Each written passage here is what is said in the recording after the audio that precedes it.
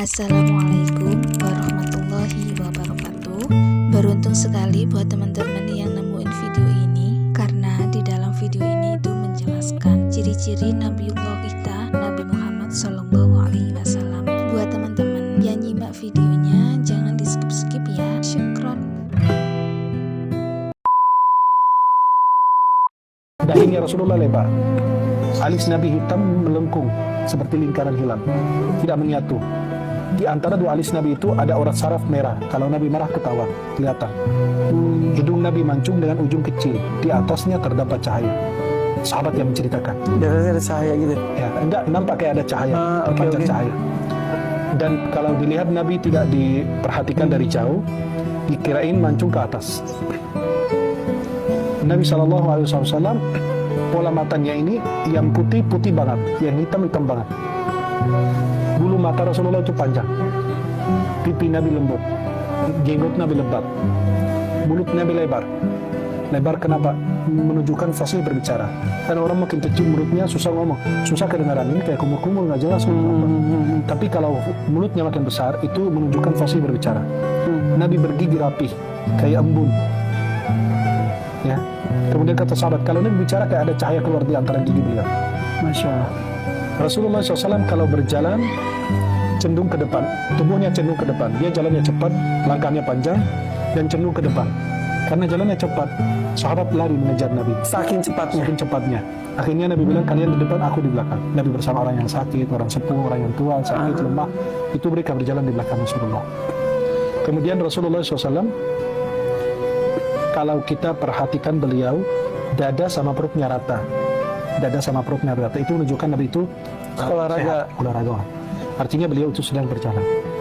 Kemudian Nabi menggunakan cincin dari perak. Ini kayak gini bentuknya, kayak gini. Ada 3 garis cincin Nabi. Ada Muhammad seperti ini, ada Rasul, ada Allah. Oh ini juga ada Muhammad, Iya, Rasul, Allah. kurang lebih seperti ini.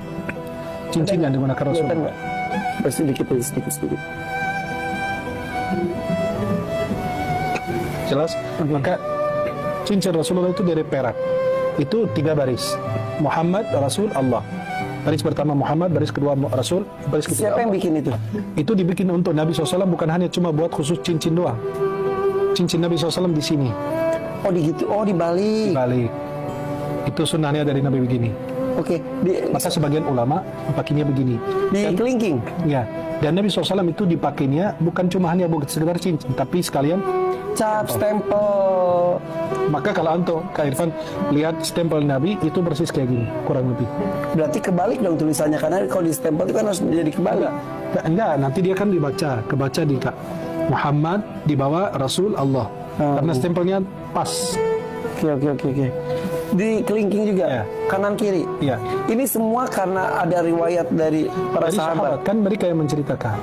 Nabi kalau duduk bersama orang, Nabi itu kalau secara akal atau pemikiran kita, logika, Nabi itu mereka lebih tinggi. Tapi kalau Nabi duduk lebih nampak.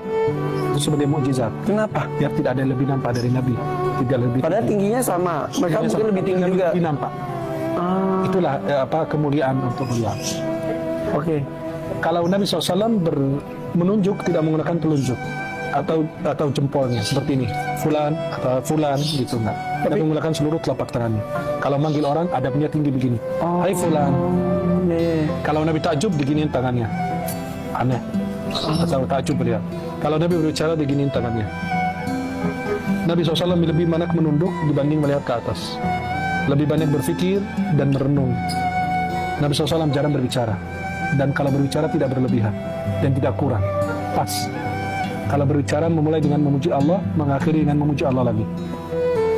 Nabi SAW kalau berbicara, sahabat duduk menundukkan kepala seperti ada burung di atas kepala mereka. Ada burung di atas kepala mereka. Jadi mereka diam semua. Bayangin kalau ada burung takut terbang, mereka menunduk semua. Kalau Nabi selesai, baru mereka boleh bicara. Tidak ada yang berani bertengkar di hadapannya. Kalau beliau menyuruh, semua berebut melaksanakan perintah. Insya Allah. Nabi tangannya lebih lembut dibanding sutra. Kata Anas bin Malik, aku menyentuh sutra dan telapak tangan Nabi, itu Nabi lebih lembut. Padahal Nabi pekerja keras. Kerja keras. Tapi itulah kemuliaan. Nabi kalau bersalaman, Beliau mengucapkan salam duluan, dan kalau bersalaman tidak melepaskan tangannya terlebih dahulu, menunggu orang lain melepaskan tangannya. Siapa juga yang mau lepas dari Nabi Muhammad? Tapi kalau dia lepas, dia Nabi nunggu dia lepas dulu. Kan takut Nabi kalau lepas, itu kan dia tersinggung. Masya Allah. Kita bisa ketemu Nabi nggak? Bisa. Pertama, dengan mencintainya, melaksanakan sunnahnya, mengerjakan sunnah-sunnahnya, kemudian menyebarkan hadis-hadisnya. Kemudian kelima, bisa dengan kita, kata ulama, membaca surat Inna anzalnahu fi lailatul qadr 21 kali dengan niat mimpi Rasulullah. Bisa mimpi? Bisa. Bisa membedakan mimpi ini Rasulullah SAW benar Sesuai dengan yang saya gambarkan tadi. Maka ketika orang bercerita, saya tadi malam cerita mimpi Nabi, coba ceritakan ciri-cirinya gimana? Nabi tidak ada jenggotnya, berarti bukan. Karena sesuai dengan ciri-ciri yang kita jelaskan. pernah.